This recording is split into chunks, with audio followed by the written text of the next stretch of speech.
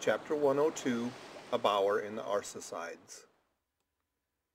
Hitherto, in descriptively treating of the sperm whale, I have chiefly dwelt upon the marvels of his outer aspect, or separately and in detail upon some few interior structural features.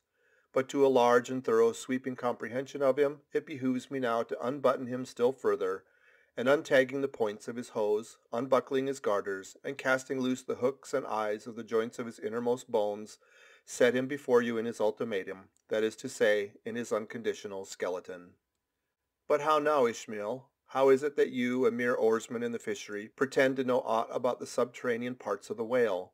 Did erudite Stubb, mounted upon your capstan, deliver lectures on the anatomy of the cetacea, and by help of the windlass hold up a specimen rib for exhibition? Explain thyself, Ishmael. Can you land a full-grown whale on your deck for examination, as a cook dishes a roast pig? Surely not. A veritable witness have you hitherto been, Ishmael. But have a care how you seize the privilege of Jonah alone, the privilege of discoursing upon the joists and beams, the rafters, ridge-poles, sleepers, and underpinnings making up the framework of Leviathan, and belike of the tallow-vats, dairy-rooms, butteries, and cheeseries in his bowels. I confess that since Jonah, few whalemen have penetrated very far beneath the skin of the adult whale. Nevertheless, I have been blessed with an opportunity to dissect him in miniature. In a ship I belonged to, a small cub sperm whale was once bodily hoisted to the deck for his poke or bag, to make sheaths for the barbs of the harpoons, and for the heads of the lances. Think you that I let that chance go without using my boat hatchet and jackknife, and breaking the seal and reading all the contents of that young cub? And as for my exact knowledge of the bones of the Leviathan in their gigantic full-grown development, for that rare knowledge I am indebted to my late royal friend Tronquoy, King of Tronquoy, one of the Arsacides. For being at Tronquoy years ago, when attached to the trading ship Del of Algiers, I was invited to spend part of the Arsacidean holidays with the Lord of Tronquoy at his retired palm village at Pupala, a seaside glen not very far distant from what our sailors called Bamboo Town, his capital. Among many other fine qualities, my royal friend Tronquoy, being gifted with a devout love for all matters of barbaric virtue, had brought together in Pupala whatever rare things the more ingenious of his people could invent, chiefly carved woods of wonderful devices, chiseled shells, inlaid spears, costly paddles, aromatic canoes, and all of these distributed among whatever natural wonders the wonder-freighted, tribute-rendering waves had cast upon his shores. Chief among these latter was a great sperm whale, which after an unusually long raging gale had been found dead and stranded, with his head against a coconut tree, whose plumage-like tufted droopings seemed his verdant jet. When the vast body had at last been stripped of its fathom-deep enfoldings, and the bones become dust-dry in the sun, then the skeleton was carefully transported up the Pupala Glen, where a grand temple of lordly palms now sheltered it. The ribs were hung with trophies, the vertebrae were carved with Arsacidean annals in strange hieroglyphics. In the skull the priests kept up an undistinguished aromatic flame, so that the mystic head again sent forth its vapory spout, while suspended from a bough the terrific lower jaw vibrated over all the devotees like the hair-hung sword that so affrighted Damocles. It was a wondrous sight. The wood was green as mosses of the icy glen.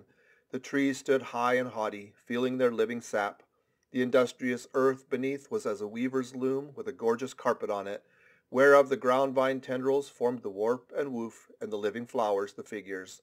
All the trees with all their laden branches, all the shrubs and ferns and grasses, the message-carrying air, all these unceasingly were active. Through the lacings of the leaves, the great sun seemed a flying shuttle weaving the unwearied verdure. O busy weaver, unseen weaver, pause, one word. Whither flows the fabric? What palace may it deck? Wherefore all these ceaseless toilings? Speak, weaver, stay thy hand. But one single word with thee. Nay, the shuttle flies. The figure floats from forth the loom. The freshet rushing carpet forever slides away.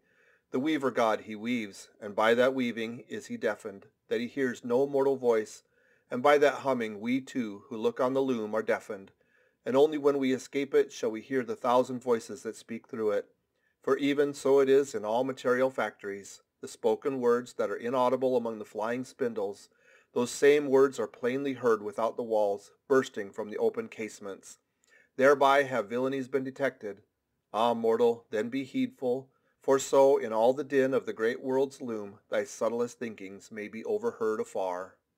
Now amid the green, life-restless loom of that Arsacidean wood, the great white worshipped skeleton lay lounging, a gigantic idler.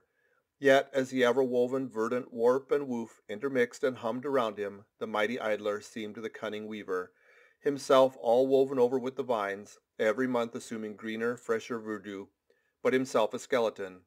Life folded death, death trestled life. The grim god wived with youthful life and begat him curly-headed glories. Now, when with royal Tronquo I visited this wondrous whale, and saw the skull and altar, and the artificial smoke ascending from where the real jet had issued, I marveled that the king should regard a chapel as an object of virtue. He laughed, but more I marveled that the priest should swear that smoky jet of his was genuine. To and fro I paced before this skeleton, brushed the vines aside, broke through the ribs, and with a ball of Arsacidean twine wandered, eddied long amid its many windings, shaded colonnades, and arbors. But soon my line was out, and following it back I emerged from the opening where I entered. I saw no living thing within, naught was there but bones. Cutting me a green measuring rod, I once more dived within the skeleton. From their arrow slit in the skull, the priests perceived me taking the altitude of the final rib. "How now?" they shouted. "Darest thou measure this our god? That's for us." "Aye, priests. Well, how long do you make him then?" But hereupon a fierce contest rose among them concerning feet and inches. They cracked each other's sconces with their yardsticks, the great skull echoed, and seizing that lucky chance, I quickly concluded my own admeasurements. These measurements I now propose to set before you, but first be it recorded that in this matter I am not free to utter any fancied measurements I please, because there are skeleton authorities you can refer to test my accuracy.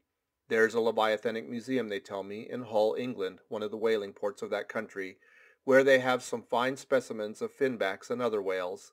Likewise, I have heard that in the Museum of Manchester in New Hampshire they have what the proprietors call the only perfect specimen of a Greenland or river whale in the United States. Moreover, at a place in Yorkshire, England, Burton Constable by name, a certain Sir Clifford Constable has in his possession the skeleton of a sperm whale, but of moderate size, by no means the full-grown magnitude of my friend King Tronquo's. In both cases, the stranded whales to which these two skeletons belonged were originally claimed by their proprietors upon similar grounds, King Tronquo seizing his because he wanted it, and Sir Clifford because he was lord of the seigneuries of those parts. Sir Clifford's whale has been articulated throughout, so that like a great chest of drawers you can open and shut him in all his bony cavities, spread out his ribs like a gigantic fan, and swing all day upon his lower jaw. Locks are to be put upon some of his trapdoors and shutters, and a footman will show round future visitors with a bunch of keys at his side.